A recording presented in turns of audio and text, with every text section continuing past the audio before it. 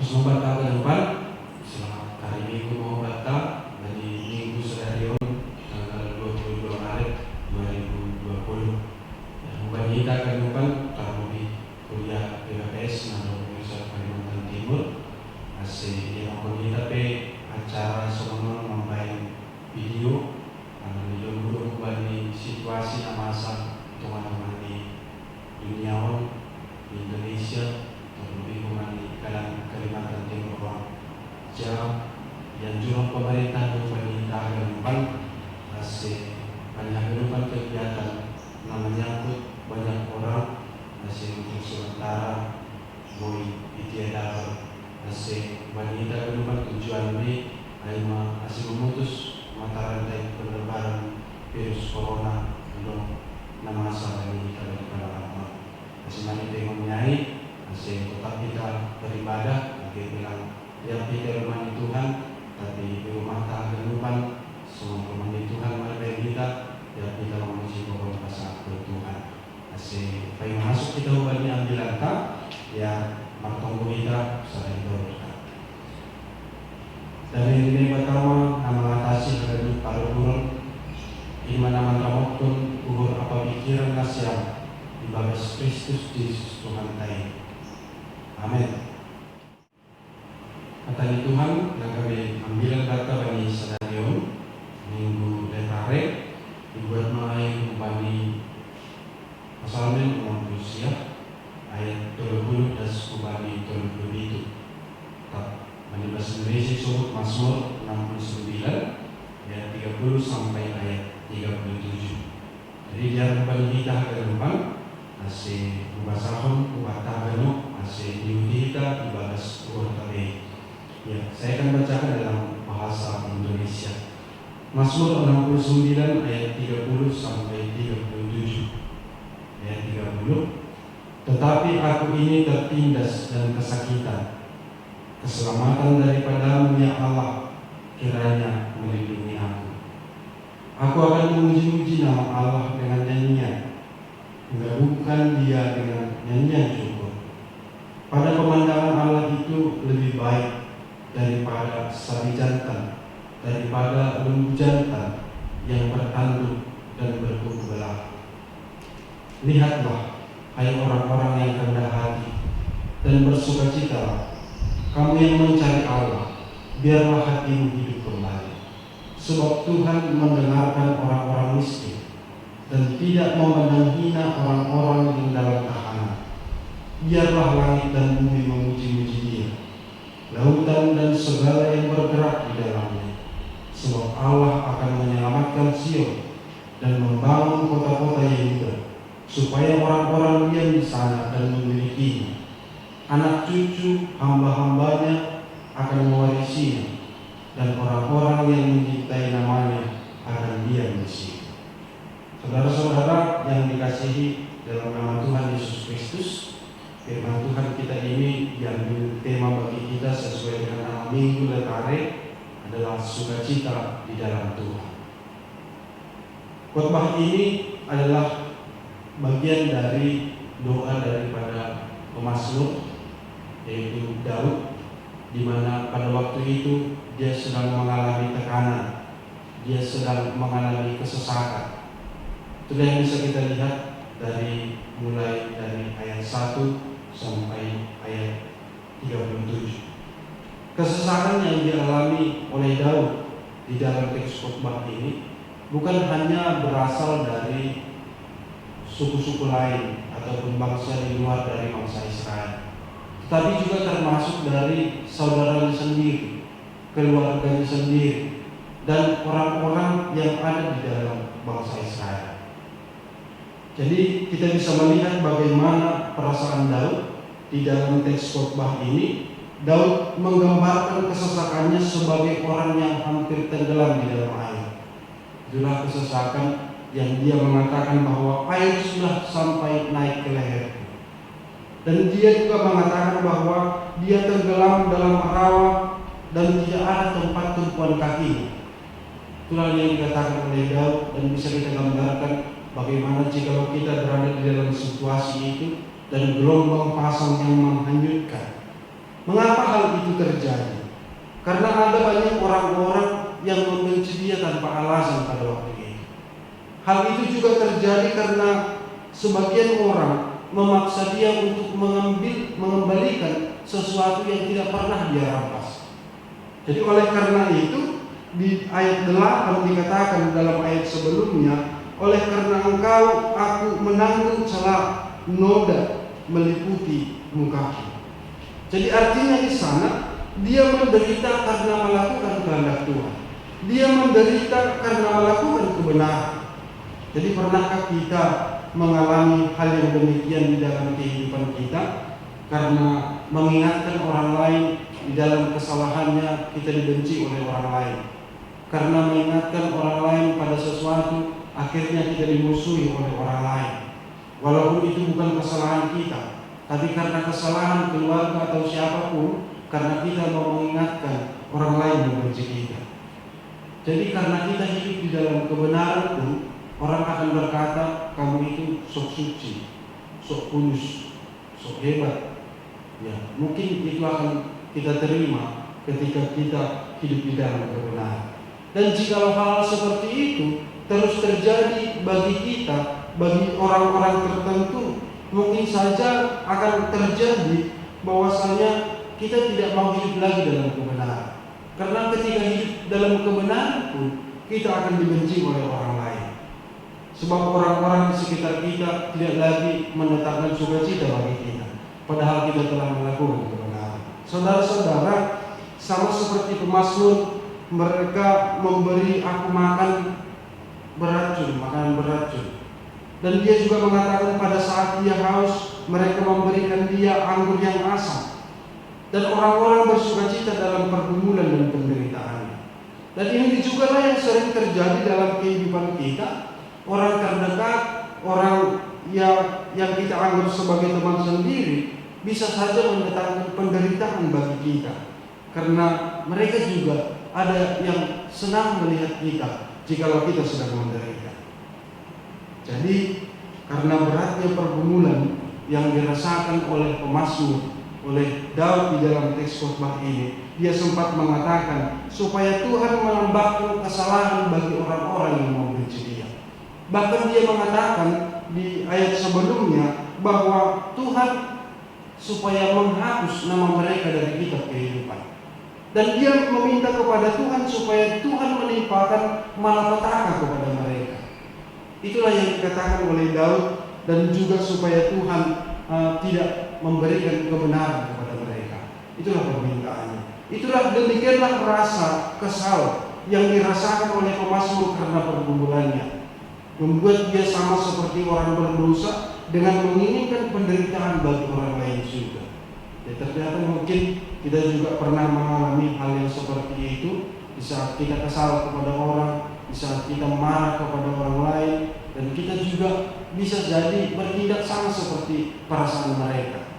Ketika orang lain membuat kita marah, ketika orang lain membuat kita menderita, mungkin kita akan mengatakan seperti bahasa Maluun, akal mati mana.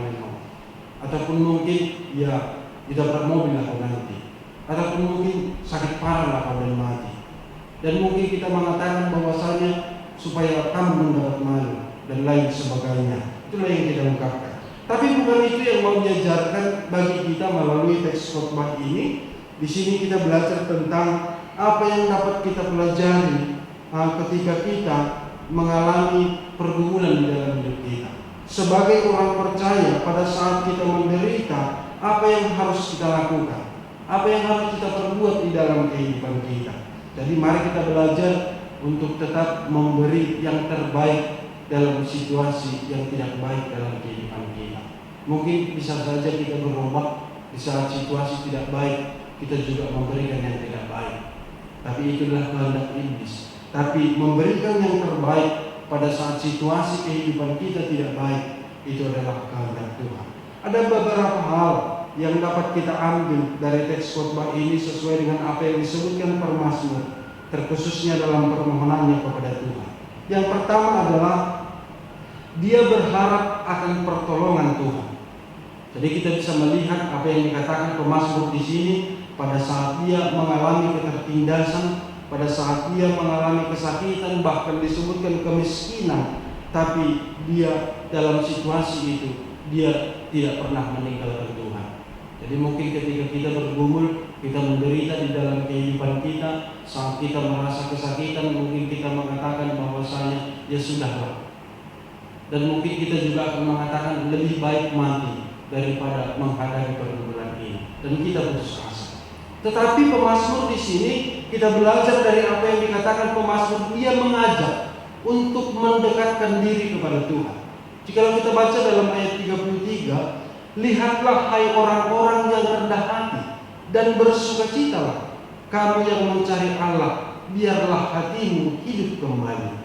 Jadi di sini kita diajak oleh pemazmur pada saat mengalami penderitaan, tetaplah berharap kepada Tuhan. Jikalau kita pernah meninggalkan Tuhan karena pergumulan yang kita hadapi, atau kita pun pernah untuk tidak berharap kepada Tuhan karena persoalan hidup yang kita hadapi dalam kehidupan ini, di sini kita diingatkan, mari kita kembali kepada Tuhan. Mengapa pemazmur mengajak kita untuk kembali kepada Tuhan? Pemazmur di sini dia sangat yakin bahwa Tuhan mendengar permohonan bahkan dua orang-orang miskin, dan dia tidak memandang hina orang-orang yang ada dalam tahanan. Itulah yang disebutkan di dalam ayat 34. Dan inilah jaminan juga bagi kita yang sedang mengalami pergumulan, penderitaan, kesesakan seperti pemazmur di dalam teks khotbah ini. Tetaplah berharap kepada Tuhan, sebab Dia mau mendengarkan seruan dan doa-doa kita. Tuhan mau mendengarkan kita. Jadi dalam situasi sekarang, saat virus corona sudah sampai kemana-mana, apa yang harus kita lakukan? Tindakan apa yang kita berikan? Solusi apa yang bisa kita berikan? Ataupun bagaimana kita menanggapi situasi yang terjadi sekarang? Banyak orang semakin khawatir karena berita-berita yang bertebaran di media sosial, di WA, di Facebook, dan di mana-mana pun, yang membuat kita semakin khawatir dalam hidup ini. Tetapi kita sebagai orang percaya, ada jaminan yang Tuhan berikan bagi kita. Ketika virus corona sudah menebar kemana-mana, apa jaminan hidup kita? Mungkin hidup sehat pun belum tentu bisa menjawab pergumulan ini.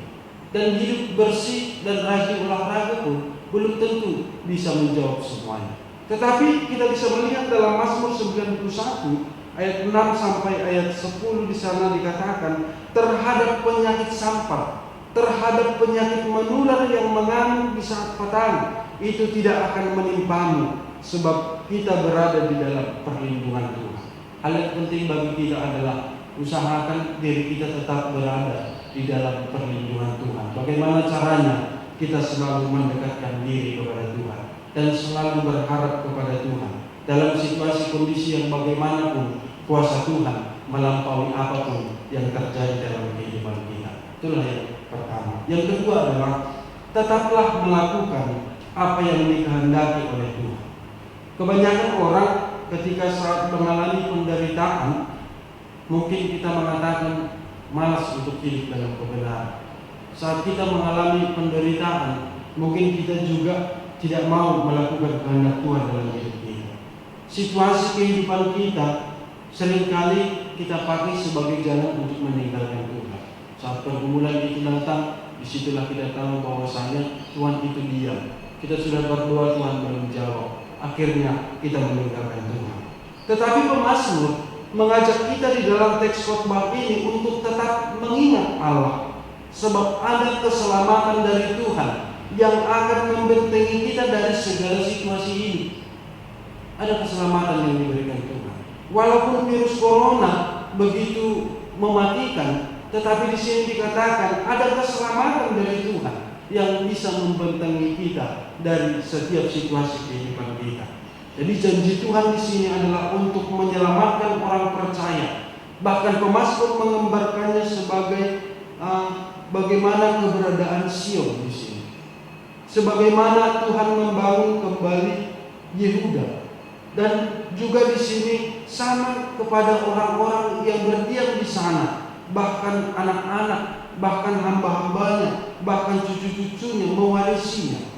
Jadi pekerjaan Tuhan kita lihat di sini adalah pekerjaan yang luar biasa. Bukan hanya bangsa itu, bukan hanya orang itu, tetapi juga bahkan kepada keturunannya juga. Dan inilah yang penting kita ambil, orang yang setia kepada Tuhan, tetap melakukan kehendak Tuhan dalam kehidupannya, juga Tuhan berkati. Tuhan beri pekerja di dalam kehidupan kita, memberikan keselamatan, bukan hanya kepada kita, tapi juga kepada cucu-cucu kita. Sama seperti orang tua, sebagaimana dia menyuruh anaknya untuk melakukan suatu hal, ketika anaknya itu mau melakukan, maka apa yang dipersiapkan oleh orang tua sebagai hadiah baginya, maka dia akan berikan. Tetapi jika anaknya tidak melakukan, otomatis kemungkinan besar dia akan membuang, menyimpan, bahkan memberikan kepada orang lain. Demikianlah juga Tuhan kepada kita. Tuhan berjanji akan menyelamatkan kita dari setiap situasi kehidupan kita. Yang ketiga adalah setiap orang yang percaya tetaplah memuji dan memuliakan nama Tuhan dan bersukacitalah selalu di dalam Tuhan. Ini adalah salah satu tanda bahwa kita selalu menjaga hubungan yang baik dengan Tuhan. Kita selalu menjaga hubungan yang dekat dengan Tuhan. Dalam kondisi miskin, dalam kondisi berkekurangan, dalam kondisi menderita yang disebutkan di sini, selalu memiliki pengharapan kepada Tuhan bahwa Tuhan akan memberikan keselamatan kepada kita. Jadi pengharapan yang demikianlah yang menumbuhkan keinginan untuk selalu memuji dan memuliakan Tuhan. Pengharapan kepada Tuhan akan menumbuhkan keinginan bagi kita memuji dan memuliakan nama-Nya. Sama halnya ketika kita menyanyikan sebuah lagu atau lagu apapun itu, jika itu mengena kepada kehidupan kita, perasaan kita, kita akan berusaha bernyanyi semaksimal mungkin. Kita akan berusaha bernyanyi bagaimana supaya suara kita adalah suara yang kita berikan, suara yang paling bagus. Ya, itu gambaran bahwasanya kita menyaksikan inilah kehidupannya. Inilah yang kurasakan pada saat ini. Jadi nyanyian kepada Tuhan, bagaimana kita memuji dan memuliakan Tuhan, itu adalah gambaran tentang kesaksian. Bagaimana Tuhan itu menyertai kehidupan kita dalam kehidupan kita sehari-hari. Kita menyaksikan bagaimana pertolongan Tuhan itu di dalam kehidupan kita. Di dalam ayat 31 disebutkan, aku akan memuji-muji nama Allah dengan nyanyian, mengagungkan Dia dengan nyanyian syukur. Jadi sebab alasan yang paling penting untuk memuji Tuhan bukan hanya karena kita telah menerima apa yang kita inginkan, bukan karena kita telah mendapatkan apa yang kita kehendaki di dalam kehidupan kita, tetapi yang paling penting adalah karena kita tetap merasakan bagaimana Tuhan itu bekerja di dalam kehidupan kita. Itulah alasan kita untuk memuji dan memuliakan Tuhan. Jadi sehingga ada pengakuan dari kita bahwa Tuhan tetap bekerja dalam kehidupan kita. Tuhan tetap bekerja dalam situasi kehidupan zaman sekarang yang sangat menakutkan karena virus di mana-mana. Tapi kita percaya bahwa Tuhan itu pasti menyelamatkan, sebab Tuhan itu selalu setia pada janjinya bagi kita. Sebab di sini dikatakan oleh pemazmur, sebab itu jauh lebih baik daripada memberi persembahan seperti sapi jantan, lembu jantan yang bertanduk dan yang berkuku belah. Jadi artinya di sana Tuhan tidak mengharapkan bayaran, Tuhan tidak mengharapkan imbalan, bukan persembahan, tapi yang Tuhan harapkan adalah kita hidup di dalam kebenaran. Bukan pemberianmu, tetapi bagaimana kita mengucap syukur atas penyertaan Tuhan dalam kehidupan kita. Jadi sama halnya jika kita berharap kepada orang di dunia ini, bisa saja yang bisa mendatangkan sukacita bagi kita, otomatis suatu saat kita akan kecewa akan harapan kita. Itulah jika kita berharap kepada manusia. Orang yang terdekat, saudara kita, sedekat apapun itu, suatu saat pasti akan meninggalkan kita. Tapi ada Tuhan yang tetap setia di dalam menemani, melindungi kita di mana dan kapan saja. Dan jika kita berpikir bahwa di dalam pikiran kita hanya manusia yang bisa memberikan sukacita bagi kita, maka pada saat itu kita akan melupakan kuasa Tuhan dalam kehidupan kita. Oleh karena itu, tetaplah berpengharapan kepada Tuhan, sebab Dia tidak akan mengecewakan kita. Yakinlah bahwa apapun yang terjadi dalam hidup kita adalah sebagai alat Tuhan untuk memperbaiki kehidupan kita. Keadaan miskin, keadaan berkekurangan, keadaan sakit, keadaan menderita itu adalah cara Tuhan untuk memperbaiki kehidupan kita. Sebab Tuhan telah menyediakan yang terbaik di dalam kehidupan kita. Jadi bersukacitalah selalu di dalam Tuhan. Sukacita yang Tuhan sediakan bukan hanya kehidupan di dunia yang sementara, tapi Tuhan juga menyediakan kehidupan yang kekal bagi kita. Kita aminkan firman Tuhan, kita bersatu dalam doa. Terima kasih Tuhan bagi hatamu, lalu mohon subhani nami bagi sadarion, lalu mapasingat ko nami magdiri ni juak-juakmu, ay maparpasalmen. Jatong Tuhan masih karon dia tersiksa pengahap ni, miskin Tuhan dia Tuhan, halal pakaian pun, halal dibenci oleh orang-orang yang di sekitarnya, keluarganya, selain kemana Tuhan musuh narok luar kembali bangsa lain. Tapi petong Tuhan bagi akan lupa, lang putus asa dia, lang italik korniham, lang Tuhan manduli ia, lang Tuhan yang pengirang nama mati daripada menaruh secara mahal. Tetapi bagi orang air roh dia kamu, lah mengimpi pengurpion, meminta keselamatan daripada Tuhan, asih hamba Tuhan dalam waktu dia. Agar lupa ay Tuhan, asih bamu ya roh, alam belum melulihat pun, sunah Tuhan dia menggulu serokakon, sunah Tuhan dia terus Tuhan pengarapan bamu, sunah dia mengahapun pengurpionmu bagi perbuluhan ini, dan dia mampu mengatakan bahwa Tuhan yang berkuasa dalam segala sesuatu. Tuhan yang berkuasa mendatangkan kebaikan, walaupun itu di dalam penderitaan, walaupun dalam kesakitan, semuanya itu adalah cara Tuhan dalam memberi yang terbaik bagi kehidupan perguluan kami cuma. Terima kasih bagi singat-singat ya Tuhan, alam bagi orang pondok bagi situasi dan masa Tuhan ini, Tuhan tersebar musnah virus corona lagi jatuh. Tapi bagas ini mungkin kalau khawatir, membiarkan Tuhan. Atau kurang enak badan nami mabiar mahanami roh na bordi. Tapi pokoskan luhur nami kagalupan. Asya tetap marundos, marpangarapan kamu. Sebab ada janji Tuhan, penyakit sangkap, penyakit yang menular yang mematikan sekalipun tidak akan mengenai kami. Kami Tuhan amdo, nagabi, pelindung hubalihan nami bagi kagalupan perpuluhan nami.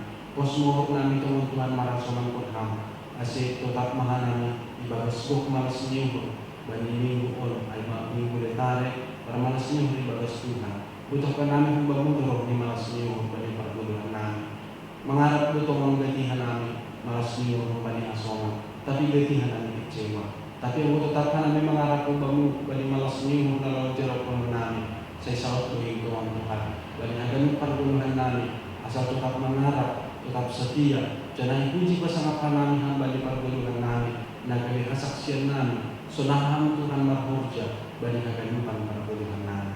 Terima kasih mo bamu, nasumamu kagalupan kuliah mo Tuhan, terkusut na yaksot Kalimantan Timur on, langwiriat na namin beribadah, di gereja, ay mahalani situasi, anjuran ni pemerintah kubahan namin, lahu memutus ko matarantay ni penyebaran virus corona. Agi kesunay Tuhan, martunggulohan namin, puji pasangat namin Tuhan, dalam penghanaan daripada minggu nabi Tuhan nabi hagalupan masih masangat paham Tuhan mahiti kami hagalupan pemujian tunggu prosihatamu dan rumah jalan nabi selain marko kanami hagalupan lawa pasangat Tuhan menaksiun hamba di hagalupan perpuluhan nabi nasumamuhan nabi hagalupan pasupasukam masih hatun nabi terlebih Tuhan masih tetap pit nabi di bagas mengepakun nama sahon pasupasukam humani hagalupan perjalanan nabi yakin Tuhan mencukupkan segala sesuatu na perlu bagi perguluhan namin.